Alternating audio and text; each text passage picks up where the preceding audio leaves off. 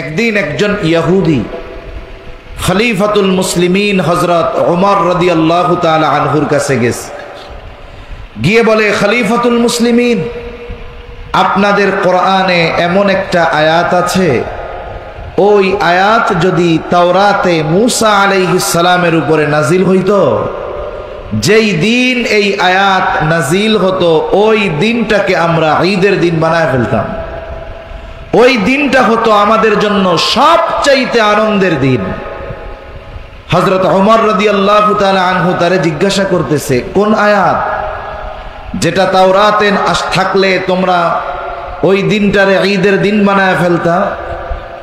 এইবার ইহুদি বলতেছে, এই আয়াত, আল-ইয়াওমা আকমালতু লাকুম দীনাকুম ওয়া আতমামতু আলাইকুম নি'মাতি ওয়া রাদিতু লাকুমুল ইসলাম দীনা।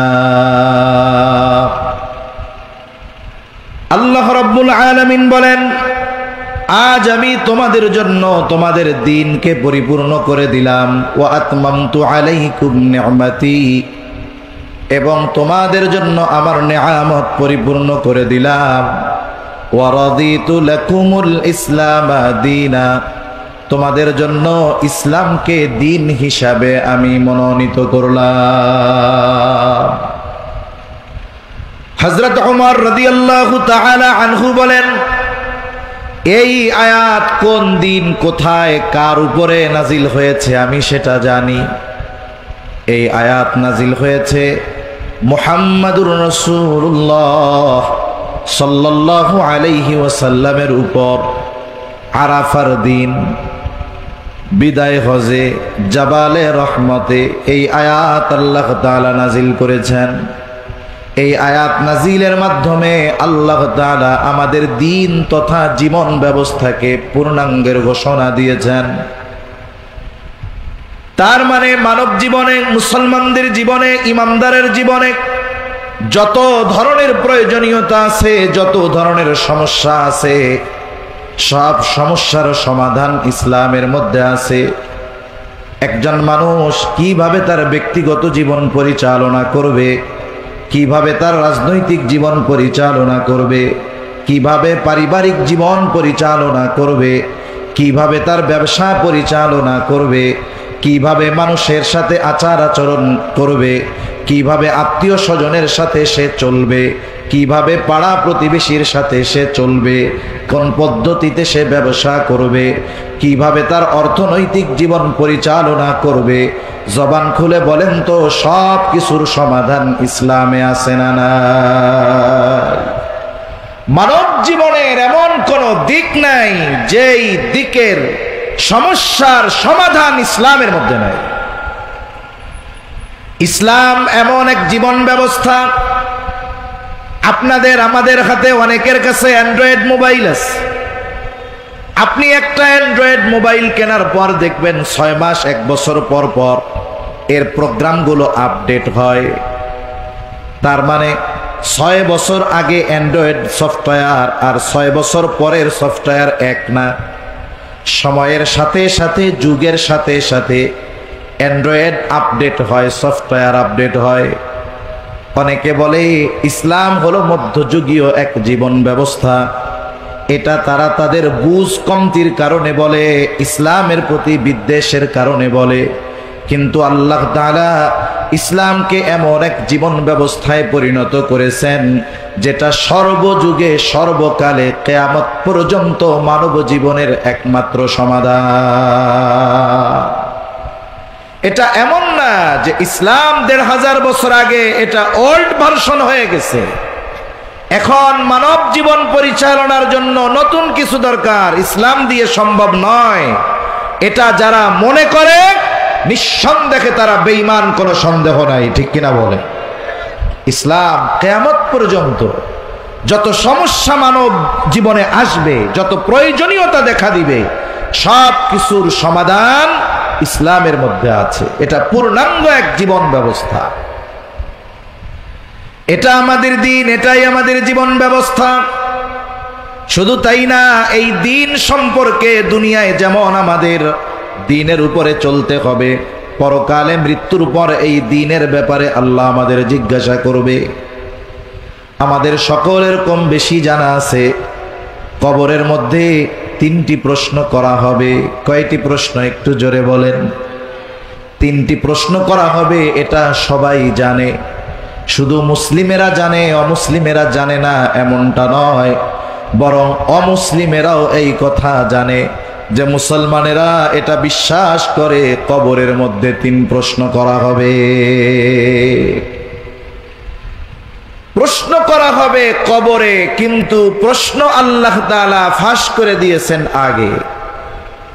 আমাদের সমাজে একটা ছাত্র যত মেধাহীন হোক, গবেট হোক না কেন, ও যদি পরীক্ষার 1 ঘন্টা মাত্র 1 ঘন্টা আগে পরীক্ষার প্রশ্নটা হাতে পেয়ে যায়, ও যত মেধাহীন হোক না কেন 1 ঘন্টা আগে যদি প্রশ্ন পেয়ে যায়, ও গোল্ডেন A+ পেয়ে যাবে মাত্র 1 ঘন্টা আগে।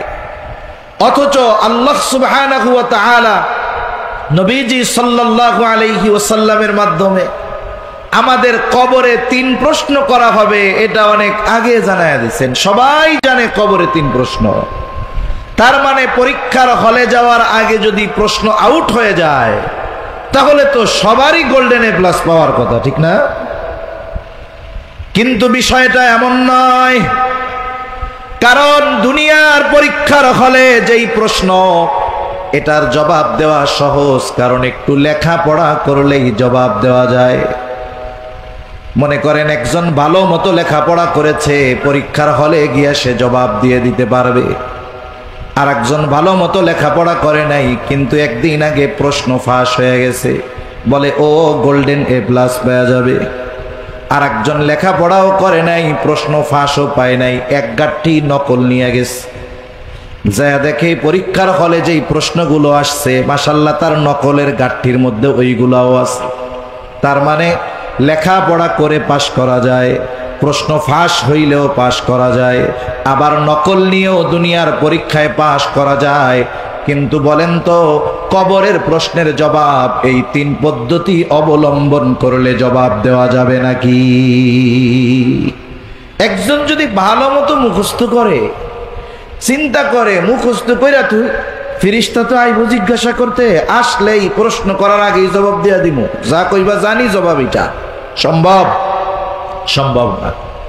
কেউ যদি ওসিয়ত করে যায় যে আমার তো আমল টামল ঠিক নাই, এই 3 প্রশ্নের জবাব দিতে পারলে তো কবর জান্নাতের বাগান হয়ে যাইব, তা এক কাম করিস, সুন্দর মতো আমার কাফনের মধ্যে জবাবটা লেখা 2-3 কপি নকল দিয়া দিস, কাজ হবে। দুনিয়ার পরীক্ষায় নকল নিয়ে পাশ করা যাবে, প্রশ্ন ফাঁস হইলে পাশ করা যাবে, মুখস্থ করলে গিয়ে জবাব দেওয়া যাবে। কিন্তু কবরের 3 প্রশ্নের জবাব লেখাপড়ার সাথে, মুখস্থের সাথে, নকলের সাথে সম্পৃক্ত নয়। কবরের ওই 3 প্রশ্নের জবাবের সম্পৃক্ততা আমলের সাথে। দুনিয়ার মধ্যে ওই 3 প্রশ্নের আলোকে যারা আমল করবে, শুধুই মাত্র তারা কবরে 3 প্রশ্নের জবাব দিতে পারবে। প্রশ্ন হবে মার রব্বুকা, তোমার রবকে? আমরা সবাই জানি আমাদের রবকে, জবান খুইলা বলেন, আরো জোরে বলেন কে? আমাদের রব আল্লাহ। এটা আমাদের মুখস্থ সবার আছে, কিন্তু বলেন তো ওই রবের হুকুম, আহকাম, আদেশ নিষেধ আমরা সকলে মেনে চলি নাকি? আমরা বললাম আমাদের রব আল্লাহ, আমাদের প্রতিপালক আল্লাহ, অথচ ওই রবের সব হুকুম আহকাম আমি আপনি মানি না, রবের আদেশ নিষেধ মেনে চলি না। তাহলে কবরে গিয়ে জবাব দেওয়া যাবে না যে আমার রব আল্লাহ। কিন্তু যদি রবের হুকুম আহকাম মাইনা চলি, তাইলে কবরে কেউ যদি বধিরও হয়, বধির যে কানে শুনে না, যে কবরে প্রশ্ন করা হবে মার রব্বুক, সে জীবনে কান দিয়া এটা শুনে নাই, কিন্তু দুনিয়ায় রবের হুকুম আহকাম মাইনা চলছে, ও কবরে গিয়া জবাব দিয়া দিবে সাথে সাথে আমার রব আল্লাহ। 2 নাম্বার প্রশ্ন হবে ওমা দীনুক, তোমার দিন কি? যদি জবাব জিজ্ঞাসা করি আমরা সবাই জবাব দিতে পারবো, আমাদের দিন হলো ইসলাম। আমাদের দিন কি? জবান খুইলা বলেন। আরো জোরে বলেন, আমাদের দিন কি? কিন্তু আফসোস, খোঁজ নিয়ে দেখা যাবে আমার ব্যক্তিগত জীবনে ইসলাম নাই, পারিবারিক জীবনে ইসলাম নাই, অর্থনৈতিক জীবনে ইসলাম নাই, কোথাও ইসলাম নাই। অথচ আমি বলি আমার জীবন ব্যবস্থার নাম হলো ইসলাম। এজন্য আমার জীবনকে ইসলামের সাথে সম্পৃক্ত করতে হবে। আমাদের কিছু ভাই আছে, এনাদের উসুলটা হলো এইরকম যে ইসলাম মানব কখন? বলে রাষ্ট্রীয় ক্ষমতায় যাব যখন। আছে না কিছু ভাই? দাড়ি ছাটায় রাখছে, ভাই দাড়িটা লম্বা রাখে, রাখ মনে ভাই কোন সময়? কয় ইসলাম প্রতিষ্ঠা হোক। সুন্নাতি লেবাস পরেন না ভাই, কয় পর মনে কোন সময়? কয় ইসলাম রাষ্ট্রীয়ভাবে প্রতিষ্ঠা হোক। নামাজ কালাম পড়েন ভাই ঠিক মতো, পড়বো নে, কয় কোন সময়? কয় ইসলাম রাষ্ট্রীয়ভাবে প্রতিষ্ঠা হোক। তার মানে আমরা কিছু ভাই আছি, অপেক্ষায় আছি, যখন রাষ্ট্রীয়ভাবে ইসলাম প্রতিষ্ঠা হবে তখন থেকে ইসলাম মানা শুরু করব। কিন্তু ইসলামের এমন কিছু বিষয় তো আছে যেটা মানুষের ব্যক্তির সাথে সম্পৃক্ত, আছে না নাই?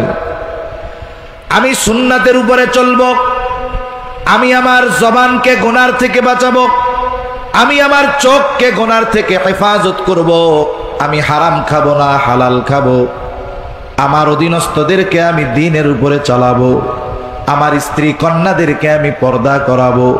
বলেন তো, এই বিষয়গুলো মান্য করার জন্য ইসলাম রাষ্ট্রীয়ভাবে প্রতিষ্ঠা হওয়ার আগ পর্যন্ত অপেক্ষা করা যাবে নাকি? ওই পর্যন্ত অপেক্ষার সুযোগ নাই। ব্যক্তিগত জীবনে ইসলাম প্রতিষ্ঠা করতে হবে, পারিবারিকভাবে ইসলাম প্রতিষ্ঠা করতে হবে, সামাজিকভাবে যতটুকু সম্ভব ইসলাম প্রতিষ্ঠা করতে হবে, সাথে সাথে রাষ্ট্রীয়ভাবে ইসলাম প্রতিষ্ঠার প্রচেষ্টা এবং দোয়া আল্লাহ তাআলার কাছে করে যেতে হবে। আল্লাহ সুবহানাহু ওয়া তাআলা এই জমিনে আমাদের খেলাফতি দেওয়ার, রাজত্ব দেওয়ার, ক্ষমতা দেওয়ার ওয়াদা দিয়েছেন দুই শর্তের আলোকে। ঈমান আর আমল যদি আমাদের ঠিক হয়, শিরিক থেকে যদি আমরা বাঁচি, ঈমান ঠিক, আমল ঠিক, আল্লাহ তাআলা জানায় দেন আমাদেরকে তিনি এই দুনিয়ার খেলাফতি দান করবেন। কিন্তু আফসোস, আমরা এই দুনিয়া পরিচালনার শক্তি পাওয়ার জন্য দুনিয়ার আসবাবকে গুরুত্বপূর্ণ বেশি মনে করতেছি। আমরা কি মনে করি? আমরা এটারই প্রাধান্য দেই বেশি যে আমাদের যদি 10টা ব্যারিস্টার থাকে তাহলে কাজে লাগবে বেশি, আমাদের যদি 10টা উকিল থাকে কাজে লাগবে, আমরা যদি সচিবালয়ে আমাদের 50টা সচিব বানাইতে পারি আমাদের কাজে লাগবে। ঠিক আছে, লাগবে। তবে ইসলাম প্রতিষ্ঠার জন্য ঈমানকে যদি খাঁটি না করা হয়, ইসলাম প্রতিষ্ঠার জন্য যদি শিরিককে ত্যাগ না করা হয়, আমলকে যদি পরিশুদ্ধ না করা হয়, জাগতিক আসবাব দিয়ে ইসলাম প্রতিষ্ঠা করা সম্ভব হবে না। আগে মূল ঠিক থাকতে হবে। গাছের মূল যদি ঠিক থাকে গাছ বড় হবে, গাছের মূল ঠিক থাকলে যত্ন নিলে ওই গাছ বড় হবে, শাখা প্রশাখা বাড়বে, ফলজ গাছ হলে ফল দিবে, ঔষধি গাছ হলে এটা কাজে লাগবে। আর যদি মূল ঠিক না থাকে, আমি যদি ফলের আশা করি, কাজ হবে না। এজন্য ঈমান আমল আগে খাঁটি করা লাগবে বেশি, এরপরে অন্যান্যগুলো আমার কাজে লাগবে। নাইলে ঈমান আমল যদি ঠিক না থাকে, তাহলে অন্যান্য জাগতিক আসবাব যদি শক্তিশালীও হয়, আমরা ওটার দ্বারা উপকার হাসিল করতে পারবো না। গোটা পৃথিবীর মধ্যে এখনো ইউরোপিয়ানরা আমাদের উপমহাদেশ থেকে সম্পদ লুটে নিয়ে গেছে প্রায় 200 বছর। ইংরেজরা, আমেরিকা গোটা পৃথিবীর সম্পদ লুটতেছে প্রায় 100 বছরের কাছাকাছি হয়ে যাচ্ছে। এখন পর্যন্ত এই পৃথিবীতে সম্পদের দিক দিয়ে মুসলমানদের চাইতে কেউ বেশি না। এখনো মুসলিম দেশগুলোর মধ্যে আল্লাহ তাআলা এই পরিমাণ সম্পদ দিয়ে রাখছেন, তেল, স্বর্ণ সহ অন্যান্য যা আছে, এই পরিমাণ সম্পদের মালিক ইউরোপ আমেরিকানরা হতে পারে নাই। তার মানে জাগতিক ধন সম্পদ মুসলমানদের কম নাই। কিন্তু 250 কোটি মুসলমান হবার পরেও ঈমান ঠিক না থাকার কারণে, শিরক থেকে বাঁচার কারণে, আমল ঠিক না থাকার কারণে গোটা আরবের মধ্যে এক ইসরায়েল বসে চতুর্দিকে আরব দেশ থাকার পরেও ফিলিস্তিনের গাজার নিরস্ত্র নিরহ মুসলমানদেরকে নির্বিচারে হত্যা চালিয়ে যাচ্ছে, ঠিক কিনা বলে?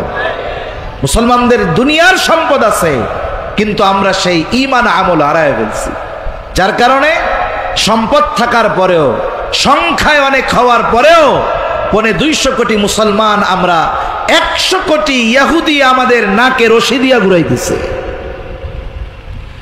কথা অন্যদিকে চলে যাচ্ছে।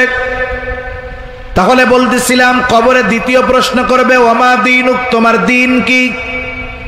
সবাই জবাব আমরা দিতে পারবো, আমার দিন হলো ইসলাম। কিন্তু এই জবাব কবরে দেওয়ার জন্য ইসলামের উপরে আমাকে প্রতিষ্ঠিত হতে হবে, ব্যক্তি জীবন ইসলামের আলোকে সাজাতে হবে, পারিবারিক জীবন ইসলামের আলোকে সাজাতে হবে, অর্থনৈতিক রাজনৈতিক সমাজ জীবন ইসলামের আলোকে সাজাতে হবে। আমার যতটুকু সম্ভব পরিপূর্ণ ইসলামী অনুশাসন মেনে চলার সাথে সাথে রাষ্ট্রীয়ভাবে ইসলাম প্রতিষ্ঠার জন্য প্রচেষ্টার সাথে সাথে আল্লাহ তাআলার কাছে দোয়া করতে হবে। 3 নাম্বার প্রশ্ন করা হবে নবীজিকে দেখায়া, মা হাদার রাজুলুল্লাযী বুইসা ফীকুম, এই ব্যক্তিকে যাকে তোমাদের কাছে প্রেরণ করা হয়েছিল। অথবা প্রশ্ন করা হবে, ওমান নবিয়্যুক, তোমার নবীকে। এই প্রশ্নের জবাব আমরা সবাই জানি, মুহাম্মাদুর রাসূলুল্লাহ সাল্লাল্লাহু আলাইহি ওয়াসাল্লাম। তবে ওই ব্যক্তি কবরে এই প্রশ্নের জবাব দিতে পারবে যারা নবীজির সুন্নাতের আলোকে নিজেকে সুসজ্জিত করেছিল। সুন্নাত অনুযায়ী চললাম না, নবীর আদর্শে আদর্শিত হলাম না, নবীর সিরাত কে সামনে রেখে আমার আপনার জীবনকে আমি সুসজ্জিত করলাম না, কবরে গিয়ে জবাব দেওয়া সম্ভব নয় যে ইনি আমাদের নবী মুহাম্মাদুর রাসূলুল্লাহ সাল্লাল্লাহু আলাইহি ওয়াসাল্লাম। তাহলে মূল কথা হলো এইটা যে কবরের 3 প্রশ্নের জবাবের সম্পৃক্ততা লেখা পড়া মুখস্থ নকলের সাথে নয়, বরং কবরের 3 প্রশ্নের জবাবের সম্পৃক্ততা হলো দুনিয়ার কর্মের সাথে, আমলের সাথে। আল্লাহ আমাদেরকে ওই রকম আমল দুনিয়ায় করার তৌফিক দান করেন, বলি আমিন। তাহলে আল্লাহ তাআলা বললেন, আল ইয়াউমা আকমালতু লাকুম দীনাকুম, আমি তোমাদের জন্য তোমাদের দিন পরিপূর্ণ করে দিলাম, তোমাদের জীবন ব্যবস্থাকে পরিপূর্ণ করে দিলাম। তার মানে ইসলাম হলো পরিপূর্ণ এক জীবন ব্যবস্থা, যেখানে মানব জীবনের সব ধরনের সমস্যার সমাধান আছে। মানব জাতি যত বড় সমস্যায় পড়ুক না কেন, ইসলামের দিকে যদি ফিরে আসে, ইসলাম থেকে যদি সমস্যার সমাধান গ্রহণ করে নেয়, তাহলে সমস্যা যত বড় হোক ওই সমস্যার সমাধান করা সম্ভব।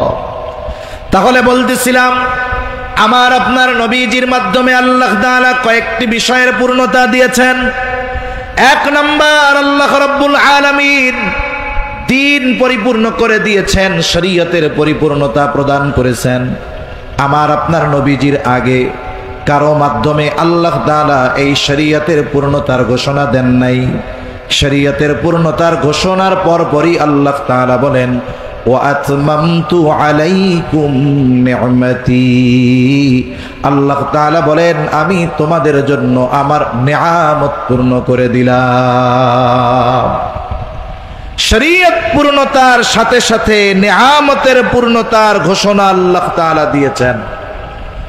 শরীয়ত পূর্ণতার সাথে সাথে নিয়ামতের পূর্ণতার ঘোষণা দিয়েছেন। শরীয়তের সাথে নিয়ামতের সম্পৃক্ততা কি? বুজুর্গানে দিন বলেন, শরীয়তের পূর্ণতার ঘোষণা দেওয়ার সাথে সাথে নিয়ামতের পূর্ণতার ঘোষণা দেওয়ার কারণ হলো, যেখানে যতটুকু শরীয়ত ওই জায়গায় আল্লাহ তাআলার পক্ষ থেকে ততটুকু নিয়ামত হবে। যেখানেই পরিপূর্ণ শরীয়ত ওই জায়গায় আল্লাহ তাআলার পক্ষ থেকে পরিপূর্ণ নিয়ামত, ওই এলাকার মানুষ তারা পরিপূর্ণ নিয়ামত ভক্ষণ করতে পারবে। তাহলে আল্লাহ তাআলার পক্ষ থেকে পরিপূর্ণ নিয়ামত পাবার শর্ত হলো পরিপূর্ণ শরীয়তের অনুশাসন মেনে চলা। যেখানেই শরীয়ত সেখানেই আল্লাহর পক্ষ থেকে নেয়ামত। মানব জীবনে আমাদের এমন একটি মুহূর্ত অতিবাহিত হয় না যেই মুহূর্তে আমরা আল্লাহ তাআলার নেয়ামত বিহীন অতিবাহিত করি। এমন কোন মুহূর্ত আমাদের থেকে অতিবাহিত হয় না। প্রতিটা শ্বাস প্রশ্বাসে আমরা নেয়ামত ভক্ষণ করি। কার? জোরে বলেন, আরো জোরে বলেন কার? এত নেয়ামত আমরা পাচ্ছি অল্প কিছু হুকুম আহকাম মেনে চলার বদৌলতে। আর যদি আমরা পরিপূর্ণ দিন মেনে চলতে পারতাম, আমাদের ব্যক্তিগত জীবন থেকে নিয়ে যদি একেবারে রাষ্ট্রীয় জীবন পরিপূর্ণ শরীয়তের আলোকে পরিচালিত হতো, তাহলে আশা করা যায় আল্লাহ তাআলা আমাদের জন্য আসমান এবং জমিনের বরকতের দরজা সমূহ খুলে দিত। আল্লাহ তাআলা কোরআনুল কারীমের মধ্যে ওয়াদা দিয়েছেন, যারা ঈমান আনবে, আল্লাহকে ভয় করবে, আল্লাহ রাব্বুল আলামিন তাদের জন্য আসমান জমিনের বরকতের দরজা খুলে দিবে। আল্লাহ তাআলা বলেন, ওয়ালাউ আন্না আহলাল কুরা আমানু ওয়াত্তাকাউ লাফাতাহনা আলাইহিম বারাকাতিম মিনাস সামাই ওয়াল আরদ। আল্লাহ তাআলা বলেন, জনপদের অধিবাসীরা যদি ঈমান আনে আর মুত্তাকি হয়ে যায়, লাফাতাহনা আলাইহিম বারাকাতিম মিনাস সামাই ওয়াল আরদ, তাহলে অবশ্যই আমি তাদের জন্য আসমান এবং জমিনের বরকতের দরজা সমূহ খুলে দিব। তাহলে ঈমান আর তাকওয়ার শর্ত আল্লাহ তাআলা দিয়েছেন। যেই জনপদের অধিবাসীরা ঈমানের উপরে সর্বোচ্চ স্থানে পৌঁছাবে, ঈমান যাদের সর্বোচ্চ মজবুত হবে, তাকওয়া যাদের সর্বোচ্চ হবে। তাকওয়াওয়ালা কারা? যারা আল্লাহ তাআলার আদেশ সমূহ মেনে চলে, নিষেধ সমূহ থেকে বেঁচে থাকে, ওরাই তো মুত্তাকি। তার মানে ঈমানের সাথে সাথে যারা সর্বোচ্চ পরিমাণে আল্লাহ তাআলার বিধিবিধান মেনে চলবে, আল্লাহ তাআলা তাদের জন্য আসমান জমিনের বরকতের দরজা খুলে দিবে। সুবহানাল্লাহ। এখন এর উপমা দিতে গিয়ে আমরা 1500-2000 বছর আগে যাওয়ার দরকার নাই। আমরা একেবারে নিকট অতীতের থেকে একটা উপমা নেই। এই পৃথিবীতে একটা দেশ আছে আমেরিকা, তার ন্যাটো জোট সহ, যেই দেশে প্রায় 2 যুগের কাছাকাছি ধ্বংসলীলা চালিয়েছে। এমন একটা দিন অতিবাহিত হয় নাই যেই দেশে আমেরিকা আর তার জোট মিলে বোমা হামলা করে নাই। বলেন তো সেই দেশটার নাম কি? আফগানিস্তান। 22 বছরের উপরে একেবারে টানা তাদের উপরে প্রতিদিন বোমা হামলা চলেছে কোথাও না কোথাও। একসাথে এই পৃথিবীর সর্বোচ্চ শক্তিধর দেশগুলা 22 বছর তাদের উপরে আক্রমণ চালানোর পরেও তাদেরকে ধ্বংস করে দিতে পারে নাই, নিশ্চিহ্ন করে দিতে পারে নাই।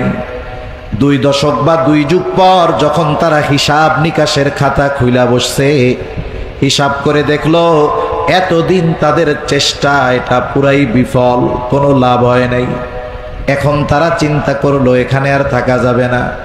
একটা সময় নিজেদের অবস্থা বুঝতে পেরে ওই দেশ ছেড়ে তারা রাতের আধারে পালিয়ে চলে গেল।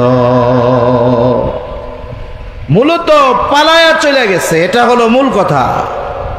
মানুষ যদি সময় নিয়ে যায় তাহলে তাদের সম্পদ টম্পদ সব নিয়ে যায়, কিন্তু আমেরিকা তারা রাতারাতি যা আছে সেইগুলা নিয়ে পালাইছে, যা নেওয়ার মতো, বাকি সব রাইখা গেছে, নষ্ট করে রাইখা গেছে যেন কাজে না লাগাইতে পারে। ওরা যাওয়ার সময় কি করছে বলে, ওই 22 বছর আগে যাদের থেকে অন্যায়ভাবে ক্ষমতা কেড়ে নিয়েছিল আবার তাদের হাতেই ক্ষমতা দিয়ে গেছে। 22 বছর আগে তাদের উপরে জোট মিলে আক্রমণ করেছিল। এর মূল কারণ ছিল তারা কোরআন সুন্নাহর অনুশাসন মেনে চলে রাষ্ট্র পরিচালনা করেছিল। এটাই ছিল তাদের মূল অপরাধ, আর কিছু না। যে তারা শরঈ শাসন ওই দেশে কায়েম করেছে, এই জন্য তাদেরকে ধ্বংস করে দেওয়ার ষড়যন্ত্র তারা করছে। একা না, আমেরিকা একা না, ইউরোপিয়ান সব শক্তি সম্মিলিতভাবে তাদেরকে আক্রমণ করছে। 22 বছর কিছুই করতে পারে নাই। কারণ যেটা ইমিটেশন, এটা যতই চকচক করুক, ওই স্বর্ণকারের অ্যাসিড বা আগুনের মধ্যে দিলে ওইটার রূপ ধরা পড়বে, ওইটা শেষ হয়ে যাবে। কিন্তু যেটা খাঁটি স্বর্ণ, ওইটার গায়ে যত ময়লা কাদা লাগুক না কেন, ওইটারে যখন আগুনে পুড়াবে আর অ্যাসিডে দিবে, ওইটা আরো আগের চাইতে খাঁটি হবে। ঠিক কিনা বলেন? এজন্য স্বর্ণকে খাঁটি করার জন্য পোড়ানো হয়, অ্যাসিডে দেওয়া হয়।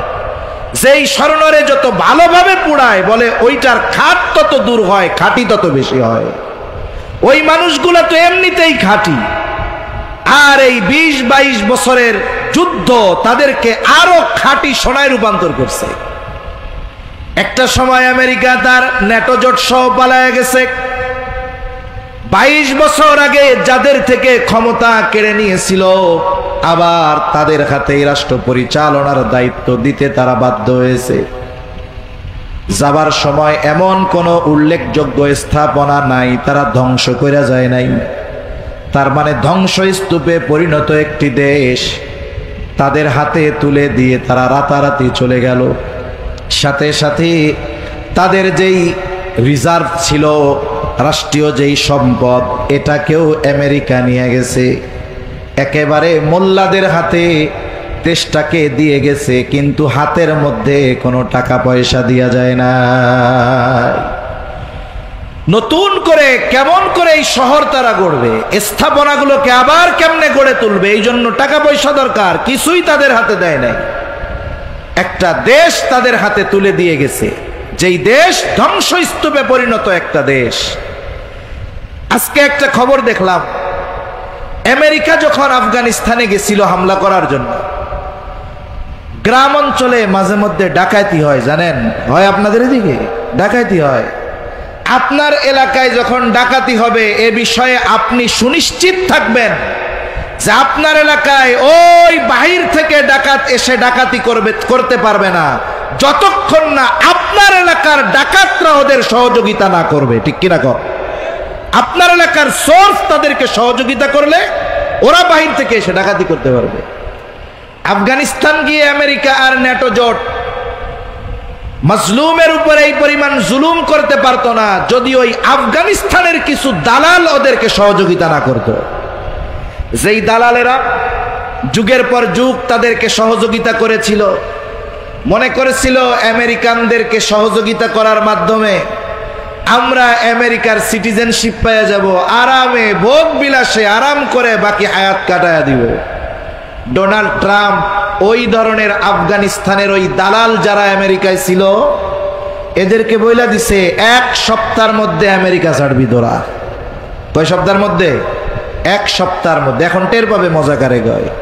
দালালি কইরা গেছিলি, মুনাফিকি করেছিলি, যাদেরকে সাহায্য করেছিলি মুসলমানদেরকে মারার জন্য, তোরা তো গাদ্দার, ওরা ভালো মতো জানে।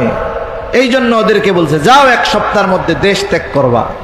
তাহলে করুণ পরিণতির মধ্যে তারা আছে। এজন্য বিশ্বাসঘাতক মুনাফিক যেগুলো, এগুলো দুনিয়া আখিরাত কোথাও শান্তিতে থাকতে পারে।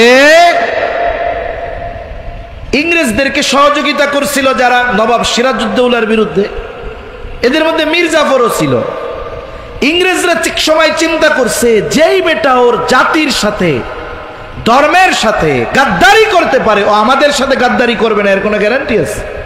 এক সময় মীর জাফররে ওরা মাইরা দিচ্ছে, আমেরিকাও গাদ্দারদেরকে পাঠায়া দিচ্ছে। কিন্তু যাদেরকে মারার জন্য আমেরিকা গিয়েছিল, আজকে তারা রাষ্ট্র পরিচালনার দায়িত্বে নিয়ে আছে। যাই হোক, দায়িত্ব দিয়ে গেছে খালি হাতে, কোনো কিছু নাই। চিন্তা করছে যে 6 মাস যাওয়ার পরে আফগানিস্তানের লোকজন বলা শুরু করবে, আগেই ভালো ছিলাম। কি বলবে? আগেই ভালো ছিলাম। কিন্তু এই রাষ্ট্র পরিচালনার দায়িত্ব কোনো মুনাফিকের হাতে আসে নাই, কোন দুর্নীতিবাজের হাতে রাষ্ট্র পরিচালনার দায়িত্বে আসে নাই, কোন সম্পদ পাচারকারীর হাতে এই দায়িত্ব আসে নাই, কোন রডের বদলে বাঁশ দেওয়া ইঞ্জিনিয়ারের হাতে এই দায়িত্ব আসে নাই। এই রাষ্ট্র পরিচালনার দায়িত্ব বলা চলে বর্তমান দুনিয়ার ঈমান আর তাকওয়ার দিক দিয়ে যারা সর্বোচ্চ স্থানে, তাদের হাতে আসছে। সাময়িক কিছু কষ্ট হয়তো তাদের হয়েছে, কিন্তু 3 বছর চলমান, এখনো পূর্ণ হয় নাই।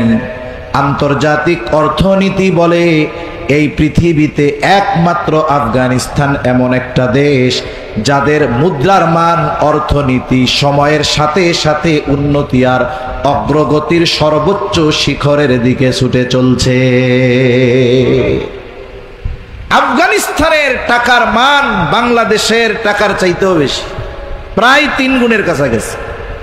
বর্তমান বিগত 2-3 বছরের সমীকরণ মুদ্রার মান কাদের বাড়তেছে, এখানে দেখা গেল আফগানিস্তানের মুদ্রার মান সবচাইতে বেশি বাড়তেছে। অথচ দেশটা ধ্বংসস্তূপে পরিণত ছিল, রিক্ত হস্তে তাদের হাতে একটা দেশ তুলে দেওয়া হয়েছে। প্রথম দিকে আমরা দেখতাম আমাদের দেশে কিছু মেইন স্ট্রিম মিডিয়া ছিল, ওই সময়গুলোতে আমাদের দেশ থেকে lakh crore crore million million dollar পাচার হচ্ছিল, এগুলা নিয়ে লেখে না। ওরা আফগানিস্তানে কি হইল এটা নিয়ে ওদের ঘুম হারাম। অথচ একটা সময় আমরা তাদের সব অপপ্রচারের জবাব আমরা পেয়ে গেলাম। ওরা বলল নারীদের লেখাপড়া বন্ধ করে দিছে আফগানিস্তান। আমরা কি দেখলাম? নারীদের জন্য স্বতন্ত্র ইউনিভার্সিটি হয়েছে এবং ওই জায়গা থেকে নারীরা নিরাপত্তার সাথে নির্বিঘ্নে তাদের গ্রাজুয়েশন কমপ্লিট করতেছে। এরপর একদিন এক খবরে দেখলাম ওই সরকার, আফগানিস্তান সরকার নারীদের জন্য মার্কেটে যাওয়া নিষিদ্ধ করে দিচ্ছে। এরপরে কয়দিন পরে কি দেখলাম?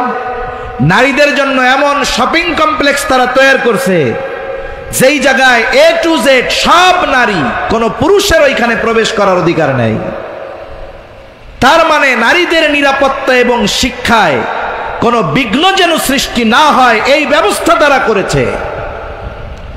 সাথে সাথে কি হলো? আল্লাহ সুবহানাহু ওয়া তাআলা তাদেরকে কত নেয়ামত দিলেন। তারা তেলের খনি পেয়ে গেছে, তেলের খনি। আমেরিকা ইউরোপ চিন্তা করছে উত্তোলনের জন্য আমাদের প্রযুক্তি প্রয়োজন হবে, কিন্তু দেখা গেল মোল্লারা নিজেরাই আবিষ্কার করলো কেমনে দেশীয় পদ্ধতিতে তেল উত্তোলন করা যায়। আমাদের দেশের মানুষের ঘুম হারাম, সাংবাদিকদের ঘুম হারাম, ওই দেশ শেষ হয়ে গেল। কিন্তু আমরা দেখলাম পৃথিবীর সর্বাধুনিক প্রযুক্তি সম্পন্ন গাড়ি তারা আবিষ্কার করতেছে। মরুভূমির মধ্য দিয়ে তারা কৃত্রিম খাল নিচ্ছে চাষাবাদের জন্য, কৃষিকাজের জন্য। তাদেরকে অপবাদ দেওয়া হইতো যে আফিম চাষ করে তারা। আফিম, এই আফিম শুধু মাদক না, এটা দিয়ে অনেক ওষুধ বানানো হয়, হোমিওপ্যাথির অনেক দামি দামি ওষুধ বানানো হয়। এরপরেও তাদের বিরুদ্ধে যেন অপপ্রচার না করতে পারে তারা আফিম চাষ নিষিদ্ধ করে দিছে। এরপরে কি হলো? তাদের তত্ত্বাবধানে তাদের দেশে অনুমতি নিয়ে মানুষে ফল চাষ কইরা জুস বানানো শুরু করছে। আমাদের দেশেও আছে জুস, শেফানা সাফা জুস। এই জুসগুলার সবচাইতে বড় ক্রেতা হলো আমেরিকা। অথচ আমেরিকা জানে যে মোল্লারা যেমন হোক এদের পণ্যে কেউ, খাদ্যে কেউ ভেজাল দিতে পারবে না, তাইলে সাইজ করে দিবে, কল্লা ফালায়া দিবে। এই জন্য ন্যাচারাল জুসগুলোর সবচাইতে বড় ক্রেতা হলো আমেরিকা। বাংলাদেশে অনেক দোকানে পাওয়া যায়, অনেক দাম দিয়ে জিনিসগুলো কেনা লাগে। এরপরে আল্লাহ তাআলা তাদের অর্থনীতিকে সমৃদ্ধি দান করলেন, তাদের চাষাবাদের মধ্যে উন্নতি হচ্ছে।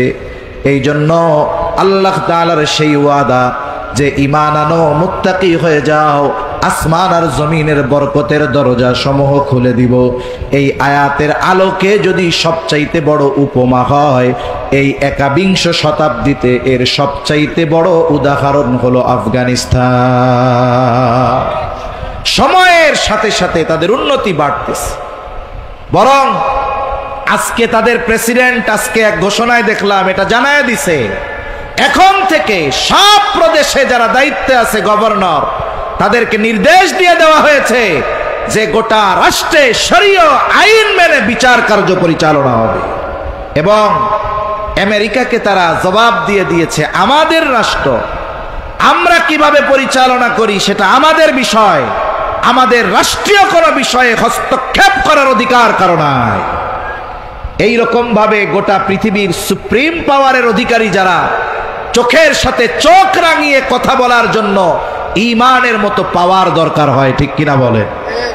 এখন তারা নিশ্চিত যে ইনশাআল্লাহ আমাদেরকে পদদলিত করার ক্ষমতা ওদের নেই। এজন্য আমেরিকাও রাগ হইয়া কইছে যেগুলা আসোস আফগানিস্তানে সব ভাগবি, তোগুলোকে সম্পর্ক নাই।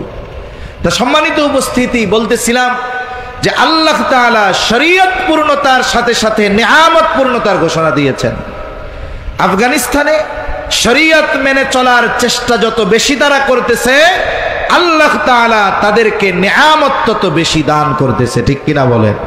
ইনশাআল্লাহ এ ধারাবাহিকতা যদি চলতে থাকে, একটা সময় গোটা পৃথিবীর অন্যতম পরাশক্তিতে তারা পরিণত হবে। তাহলে আমার আপনার নবীর মাধ্যমে 1 নাম্বার আল্লাহ তাআলা পূর্ণতা দিয়েছেন শরীয়তের, 2 নাম্বার পূর্ণতা আল্লাহ তাআলা দিয়েছেন নিয়ামতের, 3 নাম্বার আল্লাহ তাআলা পূর্ণতা দিয়েছেন নবুয়তের। আমার আপনার নবীর মাধ্যমে আল্লাহ তাআলা নবুয়তের পূর্ণতার ঘোষণা দিয়েছেন। আমার আপনার নবী শেষ নবী, এ ব্যাপারে কোনো সন্দেহ নেই। খতমে নবুয়াত, আমার আপনার নবী যে শেষ নবী, খতমে নবুয়াতের বিরুদ্ধাচরণ করার কোনো সুযোগ নাই। বরং যারা খতমে নবুয়াতকে অস্বীকার করে, আমার আপনার নবীকে শেষ নবী মানে না, নিঃসন্দেহে তারা বেঈমান কাফের, এ ব্যাপারে কোনো সন্দেহ নাই। খতমে নবুয়াতের উপরে বারবার আঘাত আসছে, কিন্তু ইমানদার নবী প্রেমীরা এই আঘাতগুলোর প্রতিহত করার জন্য সর্বদা ঈমানী শক্তিতে বলিয়ান হয়ে আছে। ঠিক কিনা বলেন? বিশেষ করে উপমহাদেশে খতমে নবুয়াত সম্পর্কে এই ব্যাপারে সবচাইতে বেশি ফিতনা যারা সৃষ্টি করেছে তারা হলো কাদিয়ানী, গোলাম আহমদ কাদিয়ানী, এর গ্রুপেরা সবচাইতে বেশি খতমে নবুয়াতের উপরে আঘাত করেছে। চলে বলে কলে কৌশলে এরা খতমে নবুয়াতকে অস্বীকার করেছে। এদের অবস্থা কি? গোলাম আহমদ কাদিয়ানীর বাড়ি হলো কাদিয়ান, আর তাদের হেডকোয়ার্টার হলো লন্ডনে। সারা পৃথিবীতে জার্মানির মতো জায়গা যেখানে ইসলামিক কনফারেন্স করা খুব কঠিন, সেখানে রাষ্ট্রীয় প্রোটোকলে বিশাল বিশাল ইজতেমা করে এই কাদিয়ানীরা। ইউরোপের যতগুলো দেশ আছে, সাধারণ মুসলিমদের জন্য চলাফেরা কঠিন, কিন্তু কাদিয়ানীরা খুব নিরাপত্তার সাথে ওই সব জায়গায় চলাফেরা করতে পারে। কেন? কারণ অমুসলিমেরা, ইসলাম বিদ্বেষীরা কাদিয়ানীদের মাধ্যমে মুসলমানদের ঈমান ধ্বংসের খেলায় মেতে উঠে। ঠিক কিনা বলে? এজন্য তাদের পরিচয় ক্লিয়ার হওয়া দরকার। আমাদের উলামায়ে কেরাম ডাক দেন খতমে নবুয়াতের আন্দোলনে যে আমার আপনার নবী শেষ নবী, আমার আপনার নবীর পরে কোনো নবী নাই। এটা অস্বীকার করলে ঈমান থাকবে না। কারণ খতমে নবুয়াতের সবচাইতে বড় দলিল হলো কোরআন। ঠিক কিনা বলেন? আল্লাহ রাব্বুল আলামিন কোরআনের মধ্যে ঘোষণা দিয়েছেন, মা কানা মুহাম্মাদুন আবা আহাদিম মির রিজালিকুম ওয়ালাকিন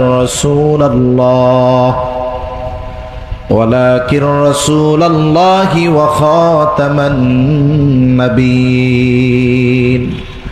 আল্লাহ তাআলা বলেন, মুহাম্মদ সাল্লাল্লাহু আলাইহি ওয়াসাল্লাম তোমাদের কোন পুরুষের পিতা নন, ওয়ালাকিন রাসূলুল্লাহ, তিনি হলেন শেষ নবী, ওয়া খাতামান নাবিয়্যিন, তিনি হলেন শেষ নবী, তিনি আল্লাহর রাসূল, তিনি শেষ নবী। নবীজি সাল্লাল্লাহু আলাইহি ওয়াসাল্লাম বলেন, আনা খাতামুন নাবিয়্যিন লা নাবিয়্যা বাদি, আমি শেষ নবী, আমার পরে আর কোন নবী নাই। এই জন্য খতমে নবুয়াতের সুস্পষ্ট দলিল থাকার পরেও যারা গোলাম আহমদ কাদিয়ানীকে নবী বলে, আমার আপনার নবীকে শেষ নবী মানে না, কোনো সন্দেহ নাই তারা বেঈমান।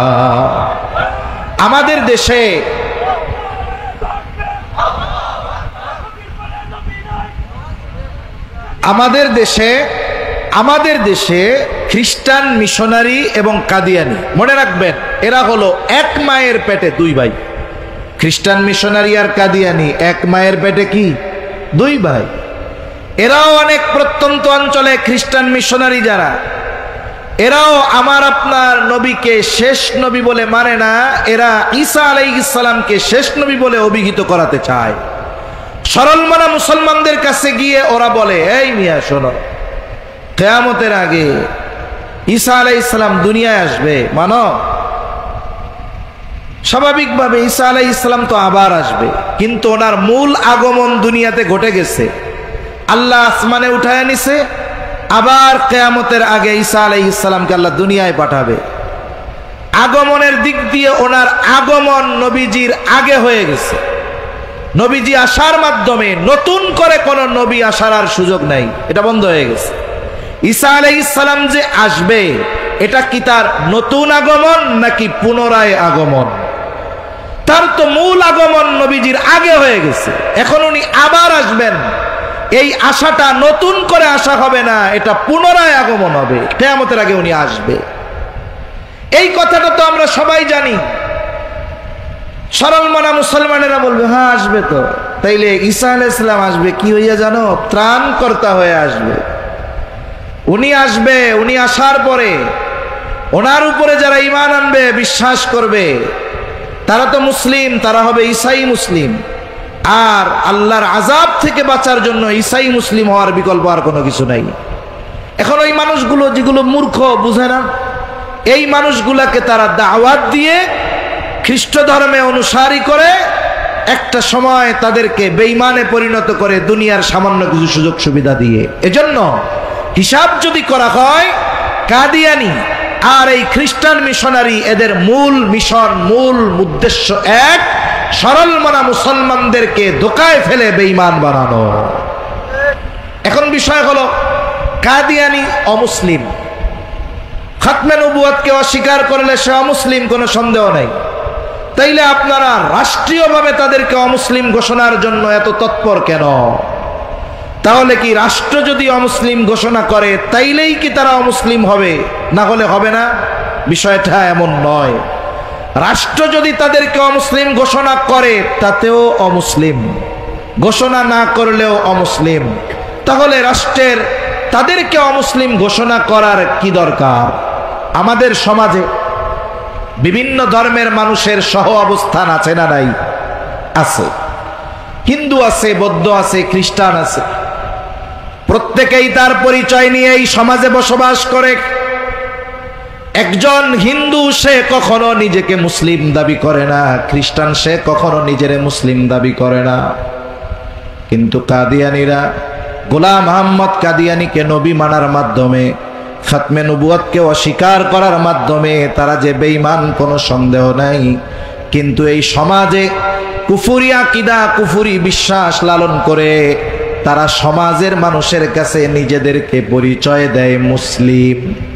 মুসলিম পরিচয়ে সমাজে বসবাস করে, কারণ মুসলিম অমুসলিম কারো গায়ে লেখা থাকে না, এটা তার জাতীয় পরিচয় পত্রে থাকে। আমরা বলি এই দেশে প্রত্যেক ধর্মের মানুষ আছে, প্রত্যেক ধর্মের মানুষের সহ অবস্থান আছে, একই সাথে থাকে, একই বাজারে ব্যবসা করে, একই এলাকায় বসবাস করে, কোনো অসুবিধা নাই। রাষ্ট্রীয় সুযোগ সুবিধা গ্রহণ করে, কোনো অসুবিধা নাই। ওরাও এই দেশের নাগরিক হিসাবে রাষ্ট্রীয় সুযোগ সুবিধা গ্রহণ করুক, কোনো সমস্যা নাই। তবে মুসলিম পরিচয়ে নয়, বরং তাদেরকে কাফের পরিচয়ে এই সুযোগ সুবিধা গ্রহণ করতে হবে। সমাজে বসবাস করুক, আমরা বলি না এই দেশ থেকে তাদেরকে দূর করে দেন, হত্যা করে ফেলেন, তাও বলি না। আমরা কি বলি? যে তারা যেহেতু কুফরি বিশ্বাস লালন করে, অন্তরে কুফরি বিশ্বাস লালন করে, মুখ দিয়ে যতই বলুক না কেন মুসলিম মুসলিম, আমরা কাজ হবে হবে না। কিছু বিষয় আছে মুখ দিয়ে বলার মাধ্যমে ওইটার মৌলিক বিষয়ের পরিবর্তন কখনো হয় না। আমাদের এলাকায় একজন লোক আছে, দেখতে অনেক কালা, কিন্তু তার নাম হইল দলা মিয়া। দলা মানে বুঝেন তো? দলা মানে সাদা মিয়া। এখন সে তো দেখতে কালো, তার নাম যতই দলা মিয়া হোক না কেন, তার নাম দলা মিয়া হওয়ার কারণে তার চামড়া কি দলা হয়ে যাবে? অনেক জায়গায় অনেক সুন্দর মানুষ, তার নাম হলো কালামিয়া।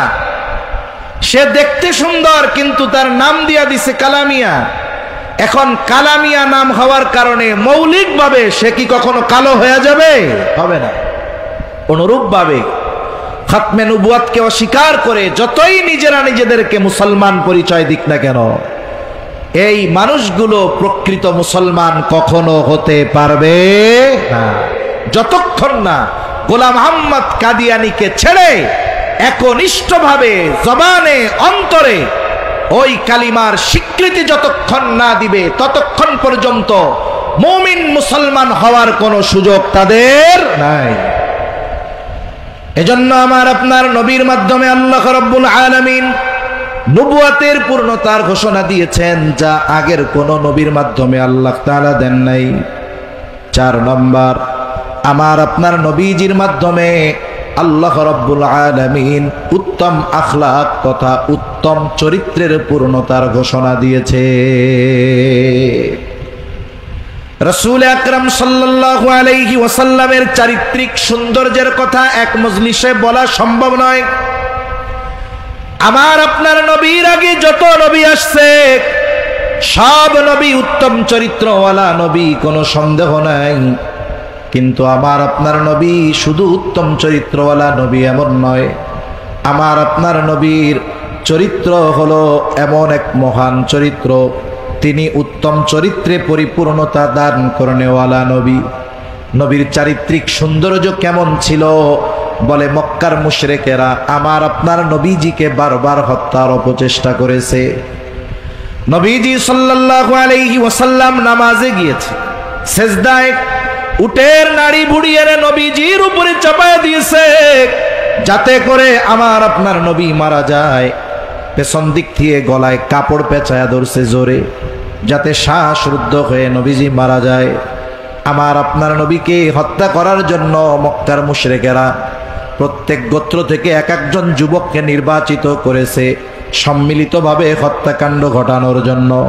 নবীকে হত্যার অপচেষ্টা শুধু মুশরিকরা করেছে এমনটা নয়, বরং এই চির অভিশপ্ত ইহুদি জাতি আমার আপনার নবীজিকে বারবার হত্যার অপচেষ্টা করেছে।